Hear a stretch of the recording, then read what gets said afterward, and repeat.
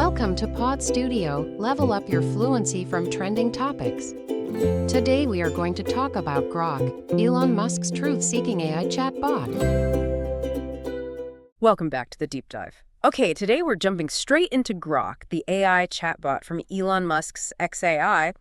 This one really shook things up when it landed. We need to frame Grok right away because it's meant to be this, well, disruptive force. It's basically designed as the anti-woke AI, a counterpoint to systems like ChatGPT. Exactly. It promises witty and rebellious answers. And it takes this really unapologetic stance on what they call maximum truth-seeking. It's not just a tweak on existing models. It feels more like a philosophical statement, almost a revolt. And that disruptive flavor, it's baked into its origin story. Grok comes out of XAI, the company Musk set up in 2023. Now, it does the usual chatbot things, Right. generating text, conversation, but its main technical edge. Real-time data access. From the web, yes, but crucially from X. From X, formerly Twitter. Right. And that access, it seems to change everything, doesn't it? Speed, personality. Absolutely. Okay, so let's unpack the why behind it. Is this, just Musk getting back at OpenAI? Or is there a genuine debate here about AI safety and guardrails? Well, I think it's probably a mix. The rivalry is definitely there. You have to remember, Musk co-founded OpenAI way back in 2015. Right, but he left in 2018. Exactly. Yeah. And since then, he's publicly slammed ChatGPT, Yeah. called it too left-leaning and dangerous. So Grok is very much his direct answer, his countermove. A very public countermove. It feels like he's saying the big players are censoring too much in the name of safety. That seems to be the core message, yes. Okay, that sets the stage. Now, the branding around this is fascinating, too, starting with the name itself, Grok.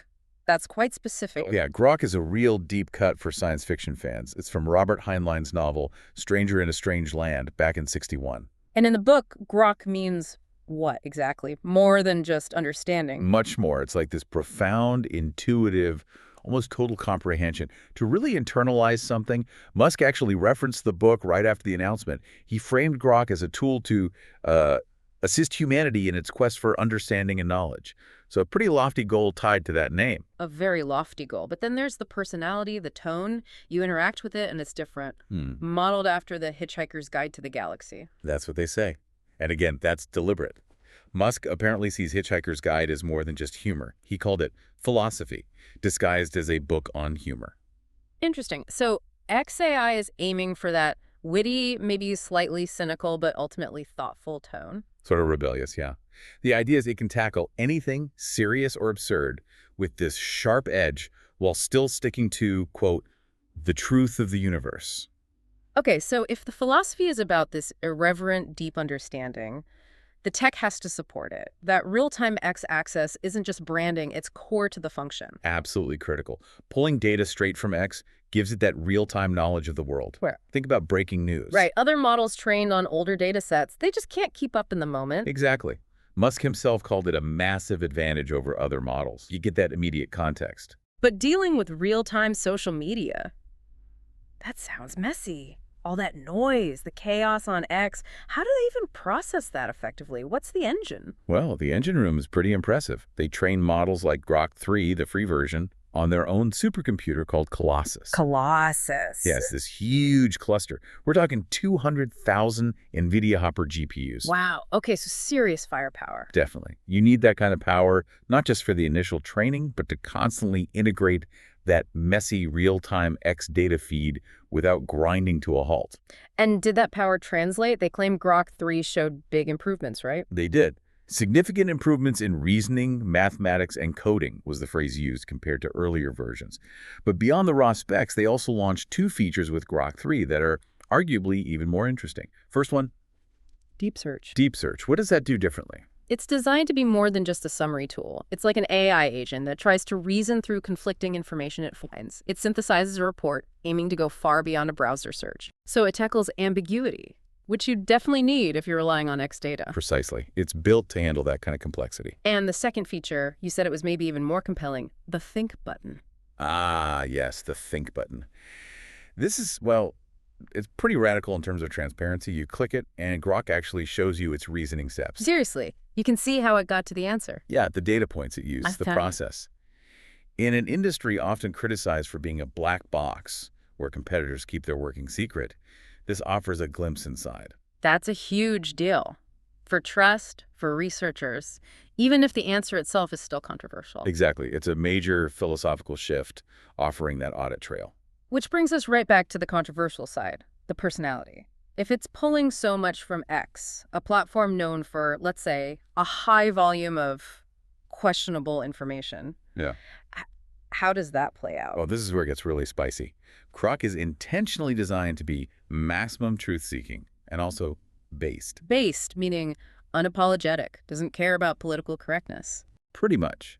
It's built to answer questions that other chatbots, the ones with stricter safety filters, would just refuse to engage with. And Musk himself shared some examples that really highlight this, didn't he? Pretty eyebrow-raising stuff. He did. There was one screenshot showing Grok giving step-by-step instructions for making cocaine. Wait, what? Seriously? Yeah.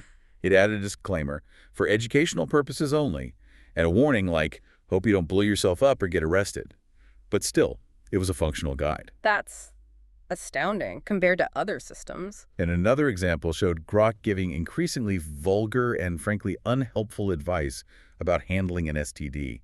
It really pushes the boundaries. Okay, guide to making cocaine that's pushing boundaries into potentially dangerous territory. What are the implications? And if it's that unfiltered, what about accuracy? That's the major drawback. Soon after launch, Vice did an investigation. And, perhaps unsurprisingly, they found Grok often spouts inaccuracies about current events. And it tends to give credibility to conspiracy theories that are floating around on X. It reflects its source data, warts and all. Which makes sense given X's reputation, especially recently, for amplifying disinformation. Exactly. There was a tech journalist, Lance Whitney, who put it quite well. He said Grok is useful for understanding the zeitgeist on X, what people are buzzing about, but maybe not your go-to source for solid facts or research. It mirrors the public square, including the messy parts. Right. But despite these issues, XAI is still pushing forward. The latest version, Grok 4, which is for higher-tier subscribers, supposedly gives PhD-level answers. PhD level in everything. That's the claim. And it includes Grok Vision, so it can analyze things through your device camera, bringing it into the physical world. Okay, so let's put Grok in context with its rivals. If you had to boil it down, what are the, say, 3 key differences between Grok and something like ChatGPT? All right, 3 key differences. Number 1, absolutely, is political correctness and safety. Grok is built to be less constrained. Musk talks about free speech to every degree. Whereas OpenAI is explicitly filtering disallowed content, sexual violence stuff. Right. And then you have Anthropic's Claude using that constitutional AI approach to actively steer away from harmful responses. Yeah. Very different philosophies on safety. Okay, that's number 1. Safety philosophy, what's 2? Number 2, benchmark scores. Despite the unfiltered nature, Grok performs well academically. Grok 3 beta actually beat comparable ChatGPT models on some specific tests. Like what? Competitive math exams like A, also on GPQA, which is graduate-level questions, and the live code bench for coding. So it's not just controversial, it's technically capable. Got it. So it's powerful on certain metrics. And the third difference? Third one is open source. This is a big one. XAI actually released the architecture and base model weights for Grok 1. Under the Apache 2.0 license, right? Which is pretty permissive. Exactly. It means developers can build on it even commercially. That's Yeah. a stark contrast to OpenAI, which keeps ChatGPT very much proprietary. Different approach to the community. And this whole Grok project, it's not just about a consumer chatbot anymore, is it? It's moving into bigger arenas. I saw something about a DoD contract. That's right. XAI secured a $200 million contract with the U.S. Department of Defense. Wow. So Grok tech is being integrated into government operations. Seems so. Similar to contracts that Anthropic, Google, and OpenAI have also received. So this maximum truth-seeking based philosophy is now potentially interfacing with national security contexts. That definitely raises the stakes for those accuracy and reliability issues we talked about. Hugely. Okay, so let's try to sum this up. Grok is carving out its own path, clearly. It's built around speed, using that real-time data. It's championing transparency with the think button. And it has this edgy, unfiltered personality. It's basically challenging the whole idea that AI safety has to mean censorship. It absolutely is. And that leads us to, I think, a really important final thought for you, the listener, to chew on. Grok's whole reason for being is supposedly maximizing truth. Yet its primary real-time information source is X, a platform widely acknowledged to have significant issues with disinformation. So the fundamental question becomes, if you design a tool to be completely unfiltered, reflecting real-time human chatter, How do you actually square that pursuit of truth with the inherent messiness, the chaos, and the known inaccuracies found in live social media? That tension between raw, unfiltered speed and actual factual reliability, that's critical, especially now that these systems are entering such high-stakes environments. Definitely something to keep thinking about. Thanks for joining us on this deep dive into Grok today. We'll catch you next time.